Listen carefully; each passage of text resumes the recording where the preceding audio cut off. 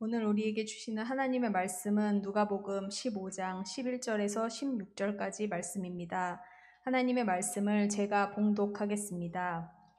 또 이르시되 어떤 사람에게 두 아들이 있는데 그 둘째가 아버지에게 말하되 아버지여 재산 중에서 내게 돌아올 분깃을 내게 주소서 하는지라.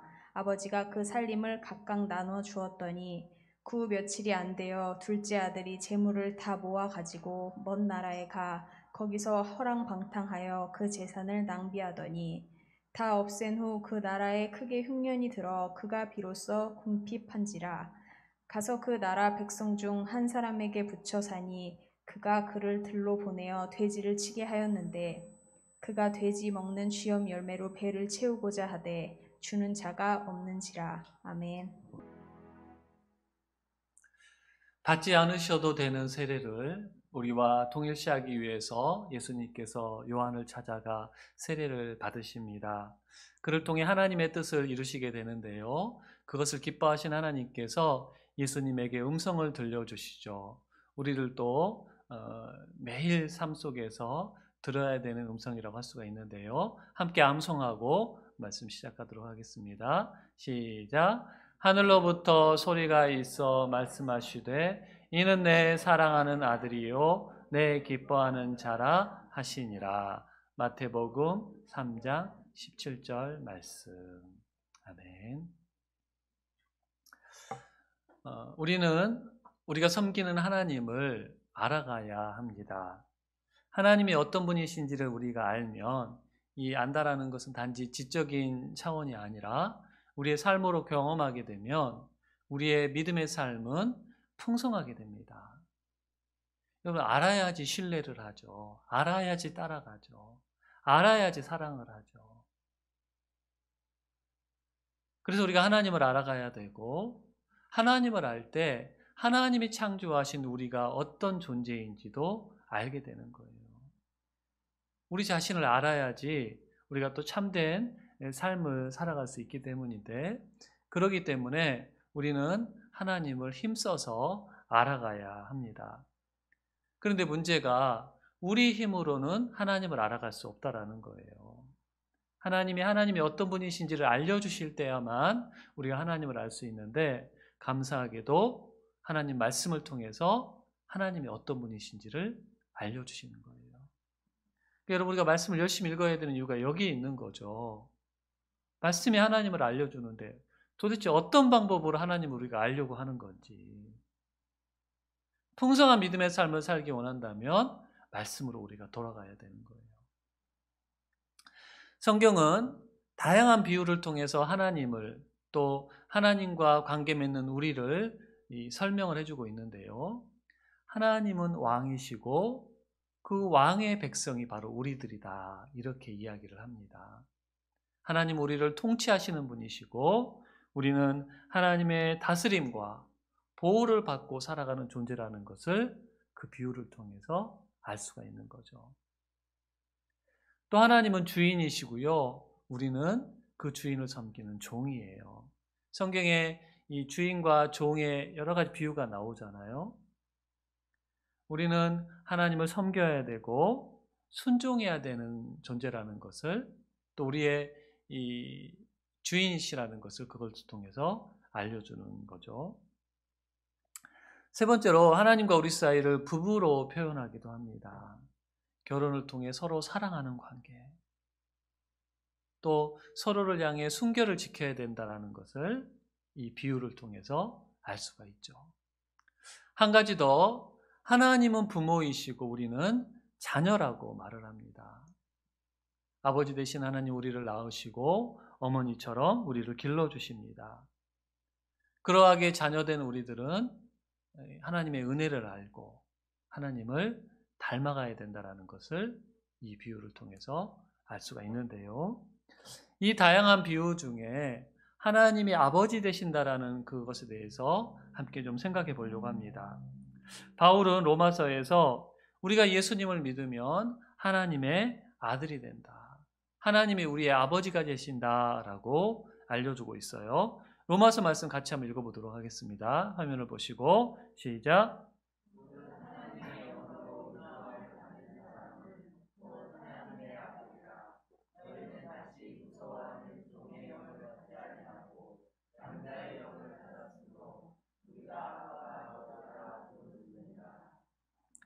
예수 그리스도를 통해서 예수님이 이 땅에서 행하신 일을 통해서 우리가 예수님을 믿으면 하나님의 아들로 입양이 되는 거예요. 요즘 입양을 많이 하지 않습니까? 그래서 그때부터 우리가 하나님을 아빠라고 부를 수 있는 변화가 일어나게 된다는 거죠.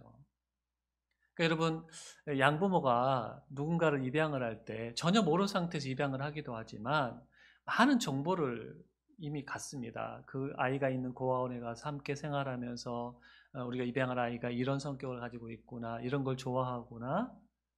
그래서 이 많은 것을 안 상태에서 입양을 하는 거죠.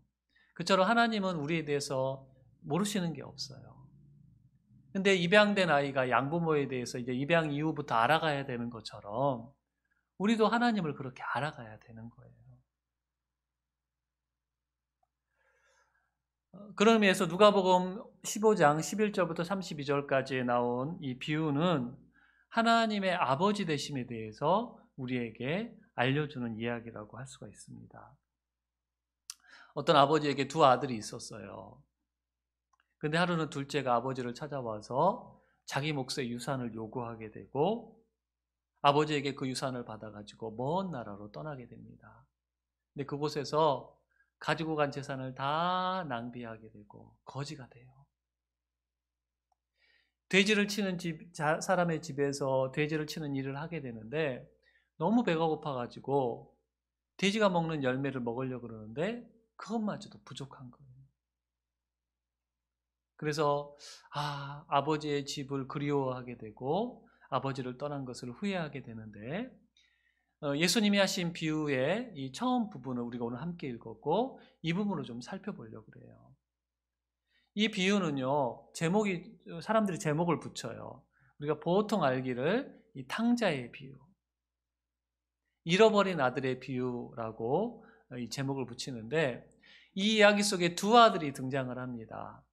둘째 아들은 집을 떠나게 되고 맏아들은 아버지와 함께 집에 있긴 하지만 마음이 떠나 있어요. 그래서 잃어버린 아들의 이야기 이렇게 이야기를 하는데 이 두 아들은요 우리를 나타내는 사람들입니다.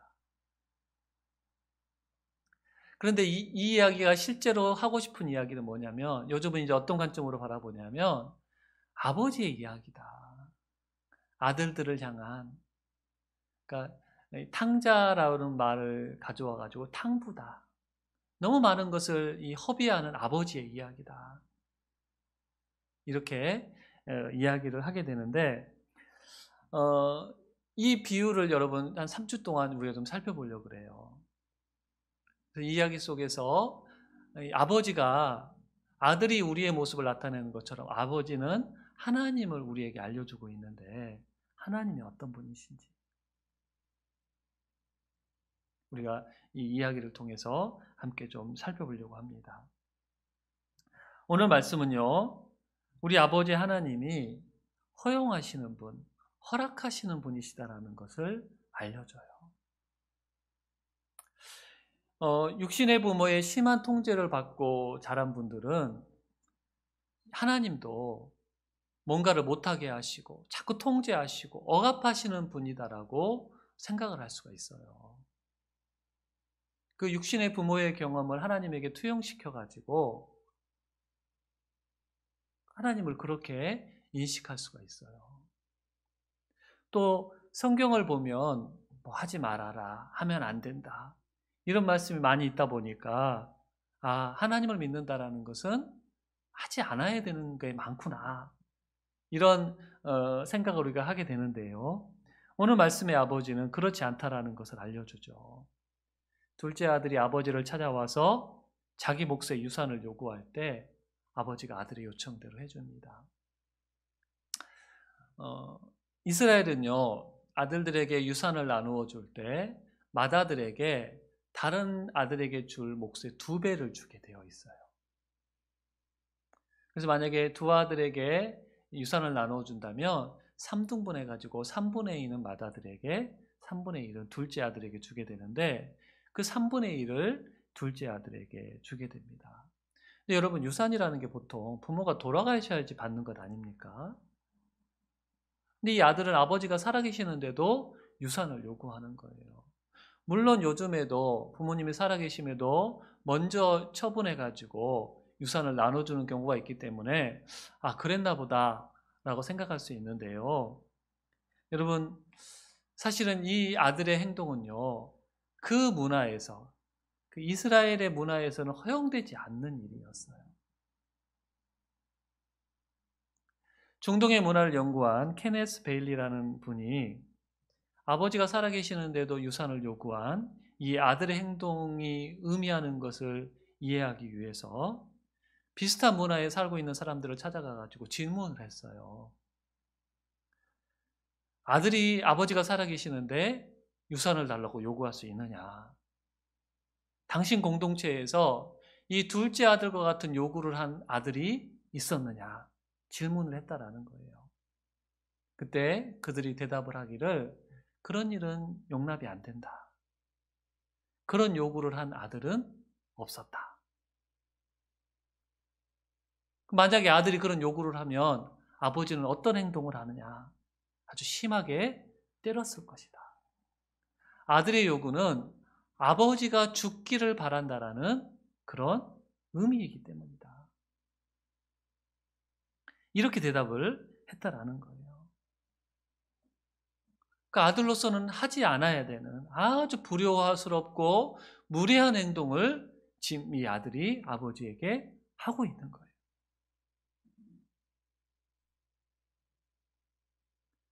여러분, 아버지가 살아계시는데도 유산을 요구한 이 아들의 행동은요, 난 더 이상 아버지 그늘 아래 살고 싶지 않다.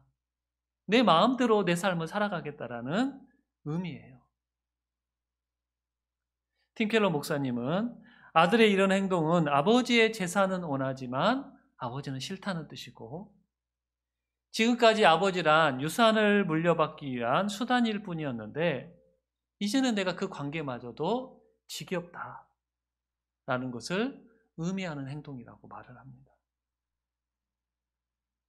여러분, 이런 아들에게 유산을 물려주고 싶겠습니까?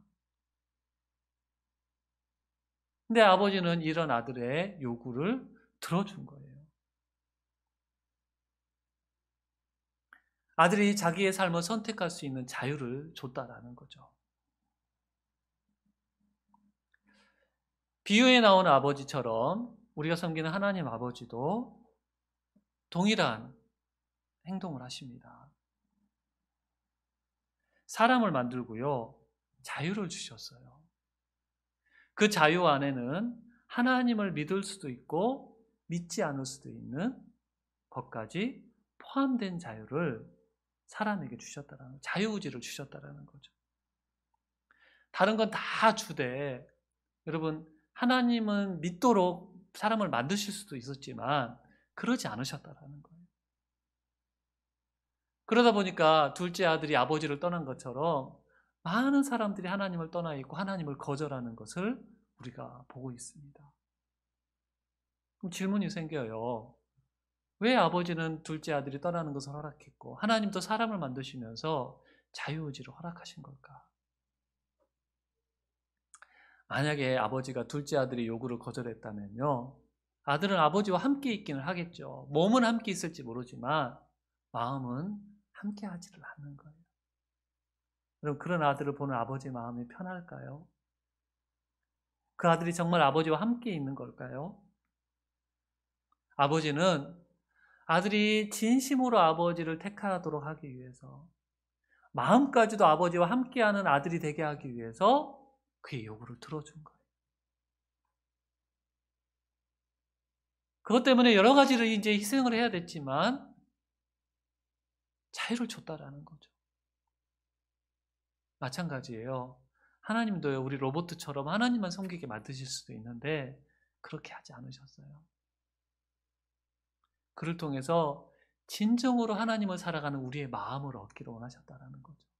여러분, 자유가 주어지지 않는 상태에서 선택하는 것은 여러분 진짜가 아니잖아요.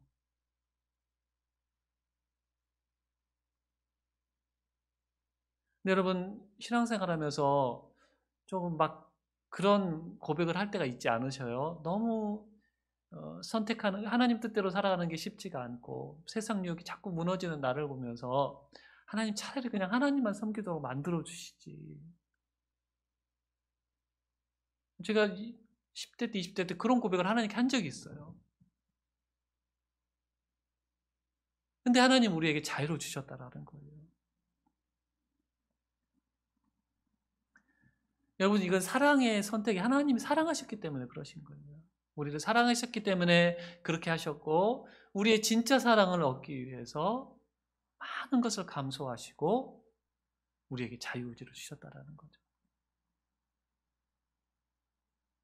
자, 그러면 하나님이 우리에게 자유를 주시기 위해서 뭘 희생하셨는지 우리가 좀 함께 생각해 볼 필요가 있는데 오늘 말씀에 나오는 아버지를 통해서 좀 봅시다. 아들이 유산을 요구하니까 이 아버지가 유산을 주게 되는데요. 15장 12절 말씀 보면 아버지가 그 살림을 각각 나누어 주었더니 이 살림으로 번역된 헬라어는요. 비오스예요. 이건 원래 이 생명을 뜻하는 단어인데 바이오라는 말이 여기서 나온 것 같아요. 비오스 생명. 그냥 여러분 아버지가 유산을 나눠 주었더니 아버지가 뭐 돈을 나눠 주었더니 이런 말을 쓸 수 있는데 굳이 살림을 쓴 이유가 뭘까? 그 당시 아버지의 재산은 땅이었어요. 땅 주로. 지금 땅이야 우리 재산 중에 하나의 어떤 일부분에 속하는 거지만 그 당시 사람들에게는 땅이요. 그 사람의 정체였어요. 정체성이었어요. 사람이 땅에 속해 있었어요. 그래서 땅을 팔아서 준다라는 건 자기를 주는 거예요. 그런 의미를 담기 위해서 이 살림, 생명이라는 의미를 가진 단어를 지금 사용하고 있다는 거죠. 그러니까 아버지에게 유산을 요구하니까 아버지가 급하게 땅을 처분하는 거예요. 제대로 값을 받았겠어요, 여러분? 그 손에 그 희생을 감수하고 자기를 준 거예요, 자기를.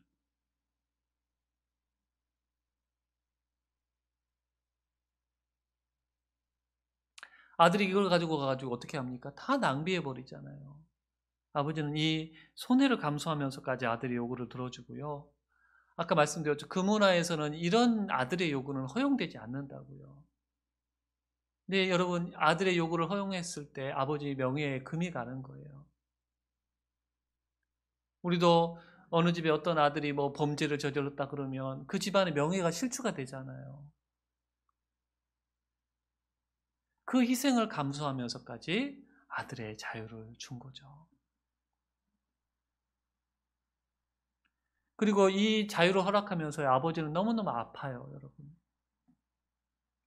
이 재산에 손해가 가고 명예에 금이 가는 것도 아픔이지만 더 큰 아픔은 뭐냐면 아들의 그 선택으로 인해서 아들에게 일어날 일들을 아버지가 지켜보는 것이 아픔인 거예요. 아들은 아버지를 떠나서 결코 잘 살지 못하거든요.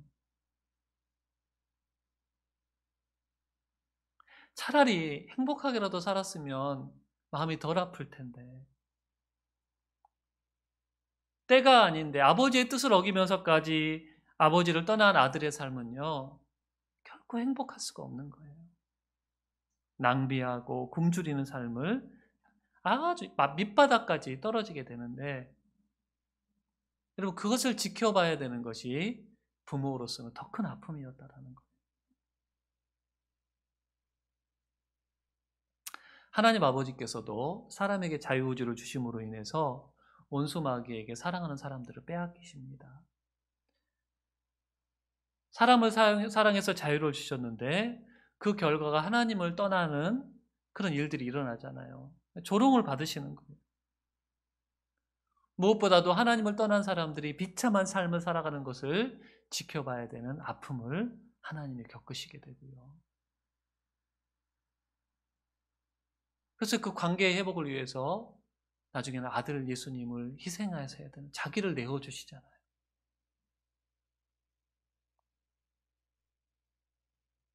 그럼에도 사람들에게 자유를 주신 하나님.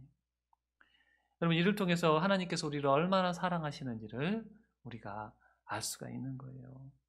사랑하시기 때문에 희생과 아픔을 감수하시면서까지 우리에게 자유를 주시고, 또 여기서 우리가 또 뭘 알 수 있냐, 어떤 하나님을 알 수가 있냐면 하나님은 참 힘이 있으신 분이시구나.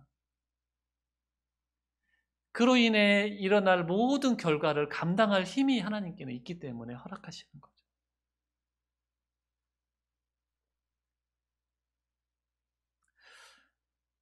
부모가 자녀의 자유를 제한하는 경우들이 많이 있죠. 아직 때가 아니기 때문에, 또 사리분별을 하지 못하는 자녀를 위하는 선택이기 때문에 뭘 하지 못하게 할 때가 많아요. 근데 저의 경우를 보면 저의 불안 때문에 허용해도 되는 경우를 허용하지 못하는 경우들도 있었던 것 같아요. 자녀에게 이런 일이 일어나면 어떻게 하지?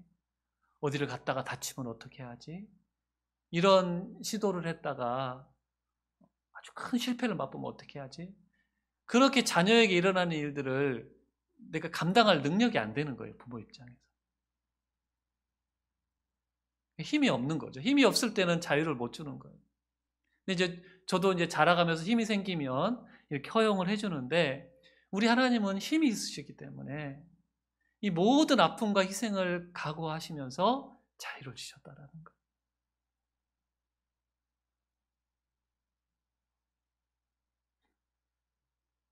근데 여러분, 자유를 주시는 하나님이시지만 우리에게 무조건 자유를 허용하지는 않으셔요. 오늘 말씀에 그 이야기가 나오지는 않지만 아버지는 아마 둘째 아들을 설득했을 거예요. 아들아, 아직 때가 아니다.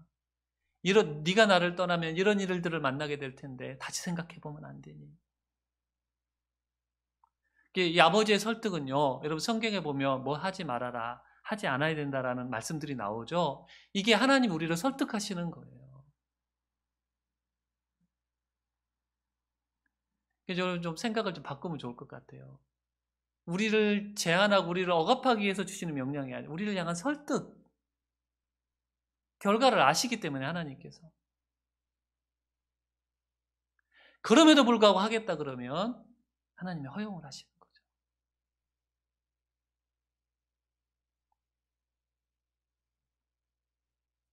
네, 여러분, 말씀을 준비하다가 하나님의 허락하심과 내버려 두시는 게 있잖아요. 막 마음대로 하도록 내버려 두시는 것과의 차이가 뭘까? 같은 뿌리에 있긴 하지만 아버지의 뜻을 거부하고 자기 마음대로 하려고 하는 것들이 계속되다 보면요, 결국은 내버려 두신다라는 거죠. 그러면 여러분, 회복은 더 힘들어지는 거예요. 내버려 두심을 경험하면, 그러니까 허용하는 것은 어떻게 삶의 결과를 모르고 하는 것들에 대해서 하나님께서 한번 이렇게 허용하시는 건데, 결과를 알면서도 고집을 피우면서 그것들을 반복하는 경우에는 그냥 내버려 두시는 거예요. 아니면 자녀의 경우에는 허용하시지만 하나님을 대적하는 자는 그냥 내버려 두신다라고 우리가 또 이해할 수가 있겠죠.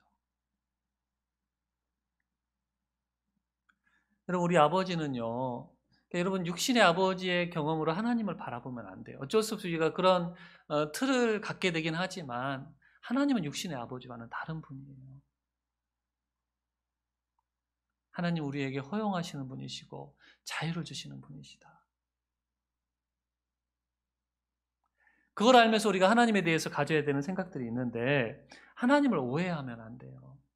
하나님은 못하게 하시는 분, 제한하시는 분, 우리를 가둬놓으시는 분, 그런 분이 아니시라고요. 자유를 주시고 우리로 하여금 하게 하시는 분. 그러니까 하나님을 오해하는 사람들은 청개구리처럼 막 하지 않아야 될 일을 하게 되는 거예요. 하지 말라니까 막 더 하게 되는 거죠. 하나님 우리에게 하게 하시는 분이시고 하지 말라는 것에는 하나님의 선한 뜻이 담겨 있다라는, 우리가 그런 성숙한 해석을 할 수가 있어야 되는 거예요.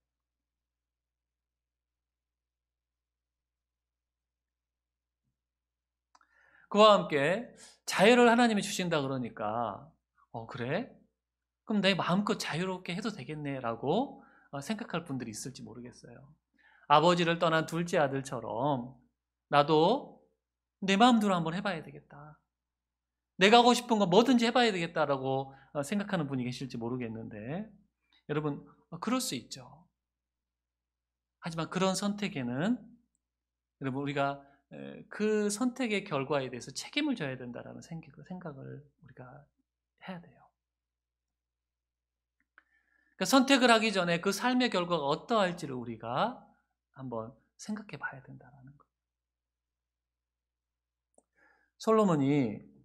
지혜의 사람 솔로몬이 젊은이들에게 젊은 시절은 여러분 많은 선택을 할 수 있는 그런 시기 아닙니까?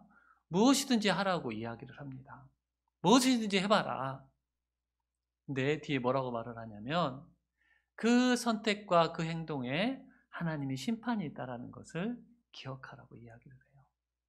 우리 전도서 말씀 세번역 성경을 함께 읽어보겠습니다. 시작.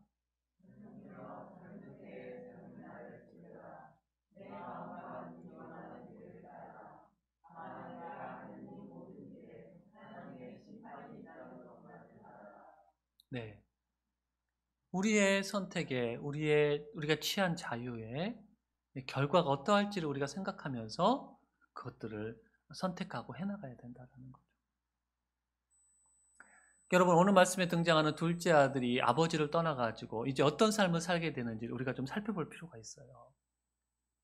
이건 하나님을 떠나가지고 자기가 주인 되어 살아가는 사람의 삶에 나타날 결과예요. 여러분 이제 아마 교회를 오래 다니시는 분들은 탕자의 비유를 여러분 한 번씩은 들어보셨을 거고 이야기를 아마 아실 텐데, 그리고 여러분 기억하실지 모르겠지만 제가 3년 전에 이 설교를 3번에 걸쳐서 했어요. 근데 새롭죠. 마치 처음 듣는 것 같고. 근데 그럼에도 불구하고 이 이야기를 우리가 어느 정도 알고 있는데 여러분은 이 이야기 속에서 누구와 동의시를 하십니까? 지금 하나님 없이 내 마음대로 살려고 지금 하고 있다면 여러분 우리는 둘째 아들이에요. 다는 아니더라도 이 영역만큼은 내가 주인 되어 살아야 되겠습니다라고 고집을 피우고 있다면 둘째 아들이에요. 하나님을 내 삶에 정말 주인으로 인정하지 않고 단지 나의 필요를 채워주실 분, 그 하나님이 주실 것만 관심을 가지고 지금 내가 신앙생활을 하고 있다면 둘째 아들이에요. 둘째 아들이 아버지가 아닌 아버지가 줄 유산에 관심을 가지고 있는 것처럼 그런 신앙생활을 하고 있다면,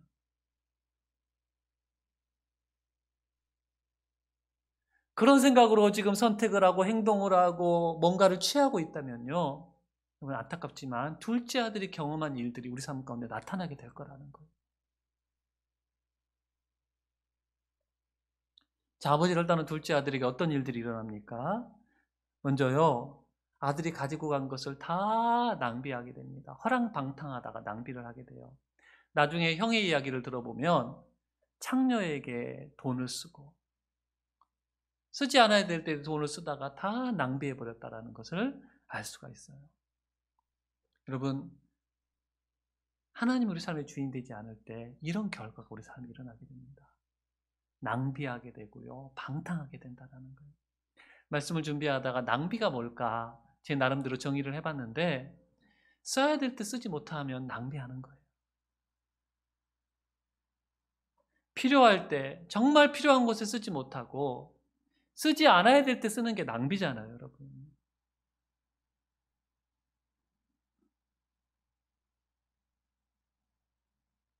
우리가 시간과 물질, 특별히 뭐 많은 것들이 있지만 건강과 시간과 물질을 내 거라고 생각해서 내 마음대로 쓰다 보면요, 여러분 낭비하게 돼요.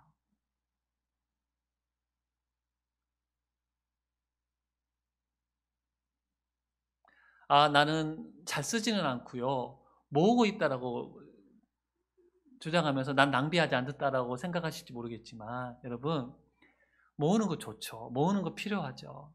근데 모으기만 하고요, 정말 써야 될 때 쓰지 않으면 그것도 낭비해요. 내가 지금 모은 돈을 필요한 누구에게 주면 그게 제대로 쓰이는 건데 나중에 이러면서 쓰지 않으면요, 여러분 이 헛되게 사용되는 거잖아요. 아끼다가 똥 된다는 말이 있잖아요. 아마 여러분 그런 경우 한두 번씩 봤걸요. 너무 맛있는 음식이 있어가지고 나중에 먹어야지 하다가 유통기한 지나버려가지고, 물론 그것을 꿋꿋하게 그냥 참고 아까워서 막 먹으시는 분이 있지만, 그런 일들이다. 이거 여러분 버리게 되거나 제대로 맛을 못 느끼는 건 다 낭비하는 거잖아요.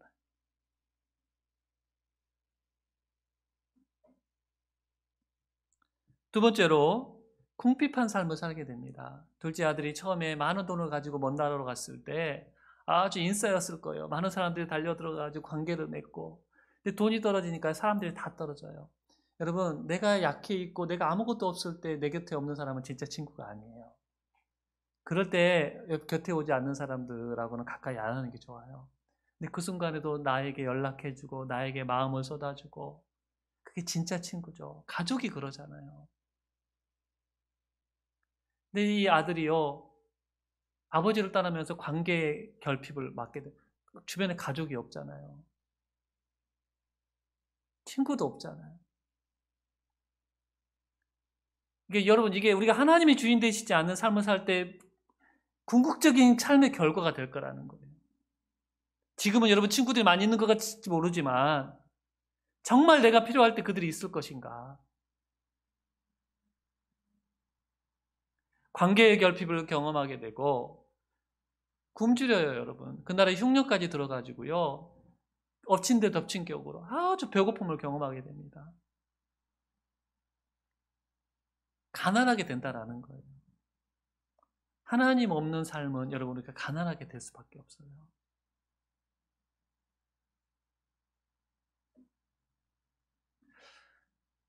여러분, 우리의 공급자 되시고 부족함이 없게 하시는 하나님이 우리 삶의 온천이 되지 않으면요, 우리는 가지고 있어도 거지처럼 살아갈 수밖에 없어요. 항상 모자란다고 생각하고. 왜 여러분 막 더 모으려고 애를 써요? 모자란다고 생각하기 때문이죠. 왜 못 나눠요? 나는 부족하다고 생각하기 때문이에요. 여러분, 죄송하지만 이게 거지가 아니고 뭐예요? 만족을 모르고요, 자꾸만 받으려고만 하고요. 이게 가난한 삶이잖아요. 굶주리는 삶이잖아요. 하나님으로 만족하는 사람은 그가 두 개를 가지고 있어도 하나를 놔줄 수가 있는 거예요. 하나님으로 만족하지 못하는 사람은요, 100개를 가지고 있어도 하나를 못 나눠요.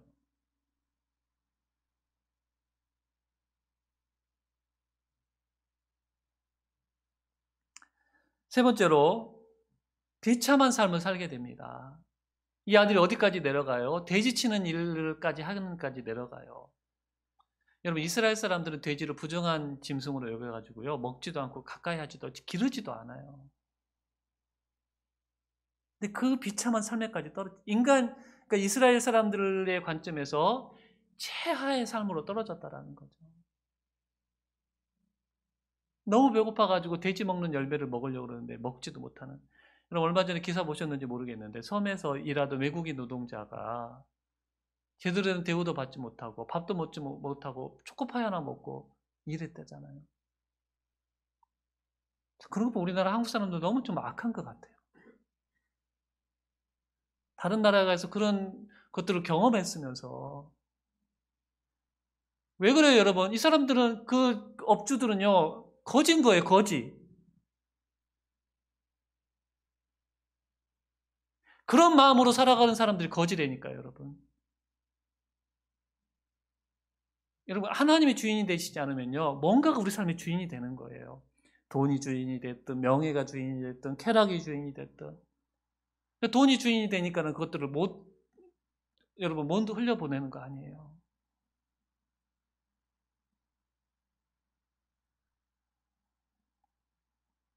후회하게 되는 거예요. 내가 이러려고 집을 떠나왔나.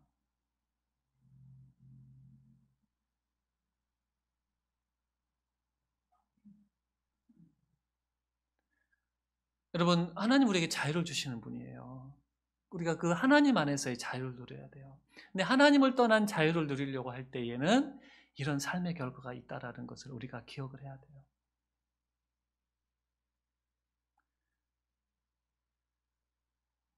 나는 직접 경험해봐야지만이 깨닫는다.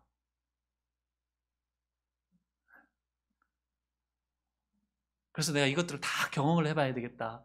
그럴 사람을 얻겠죠. 그것은요, 지혜롭지 못한 사람, 지혜로운 사람은 직접 경험해보지 않아도 다른 사람의 삶이 일어나는 걸 보면서도 깨닫고 자기가 어떻게 해야 될지를 선택하는 사람인 거죠.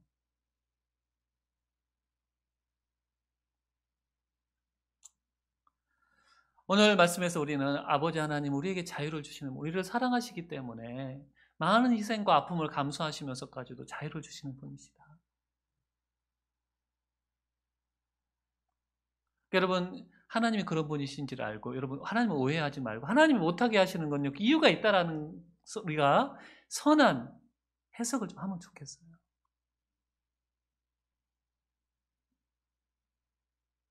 하나님이 주신 자유로 우리가 무엇인지 선택할 수 있지만 그 선택에는 결과가 따르고 우리가 그것을 책임져야 된다는 생각을 가지고 오늘 또 우리가 선택을 해나가야 된다는 거죠. 그러니까 둘째 아들과 같은 선택을 했을 때, 하나님이 주인 되심을 거부하고 하나님 없이 살려고 하고 내 마음대로 살려고 할 때에 여러분, 낭비와 굶주림과 비참함과 후회가 있는 삶을 살게 된다는 것을 우리가 기억하고, 우리가 오늘 어떤 선택을 해야 될 것인가,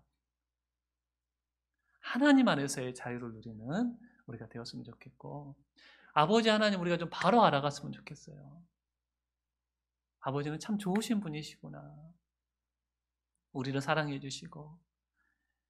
그러니까 아까 힘이 있다 그러셨잖아요. 신뢰할 만한 분이라는 거죠. 저희 육신의 아버지는 힘이 없는 분이셨기 때문에 그것이 하나님에게까지 투영이 된 시기가 있었어요. 하나님도 믿어지지 않는. 우리가 이런 오해들을 깨트리고 하나님 아버지를 바르게 알아나가는 그런 시간이 되었으면 좋겠어요. 여러분, 그러려면요, 여러분 매일의 삶 가운데 아버지를 좀 많이 부르세요. 아버지 하나님, 아빠 하나님 부르시고 기도하면서 틈틈이 생활 속에서 아빠를 좀 찾으시고, 그래서 이 아빠 하나님을 우리의 삶으로 깊이 경험하는 그런 시간들이 되었으면 좋겠습니다. 우리 그런 마음으로 하나님 찬양하도록 하겠습니다.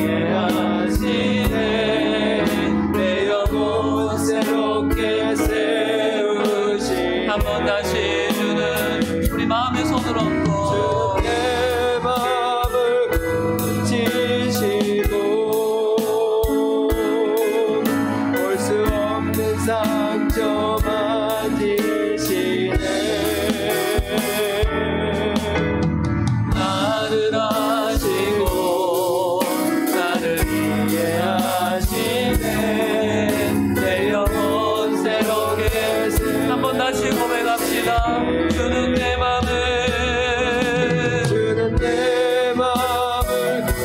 지시고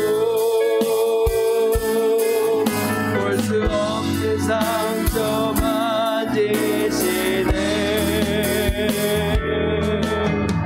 나를 아시고 나를 이해하시네. 내 영혼 새롭게 세우시네.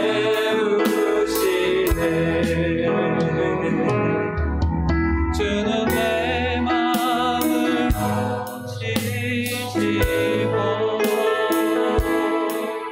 볼 수 없는 상처 만지시네.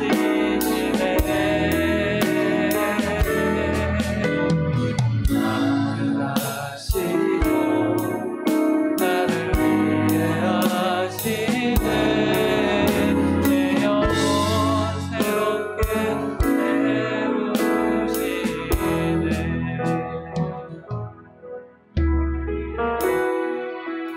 아버지 하나님을 더 알아가기를 소망합니다. 하나님의 아버지 되심을 깊이 경험하기를 원합니다. 오늘 말씀을 통해서 우리를 사랑하셔서 자유의지를 주시고 우리를 사랑하시기 때문에 그 희생과 아픔을 감수하시면서까지 우리에게 허락해 주시는 분이심을 알려주시니 감사합니다. 네, 여러분, 우리는 하나님을 오해하고 하나님을 바로 알지 못했음을 하나님 오늘 깨닫게 되는데, 아버지 하나님을 바로 알게 하여 주시고 하나님이 주신 자유를 하나님 안에서 누릴 수 있는 우리들이 되게 하여 주시옵소서. 둘째 아들과 같은 선택을 할 때에 낭비하고 방탕하게 되고 굶주리게 되고 비참하며 후회하는 삶을 살게 된다는 것을 깨닫고 우리에게 주신 자유로 하나님 참 자유를, 선한 자유를 누리며 살아가는 우리들이 되게 하여 주시옵소서. 한 주간 아버지 하나님과 기쁜 동행을 하는 우리들이 되기를 소망합니다. 입에서 아빠 하나님 자주 고백할 수 있게 해주시고 그 하나님께 기도하며 그 하나님을 경험하는 우리들 되게 하여 주시옵소서. 오늘도 하나님 예배하면서 예물을 드렸습니다. 기쁘게 받아주시고 하나님으로 인해서 풍성하며 부유한 삶을 살아가는 우리들 되게 하여 주시옵소서. 이제는 우리 주 예수 그리스도의 은혜와 아버지 하나님의 크신 사랑과 성령의 교통하심이 하나님 안에서, 아버지 하나님 안에서 참 자유를 누리기를 소망하는 모든 성도들 위해 영원토록 함께할지어다. 아멘.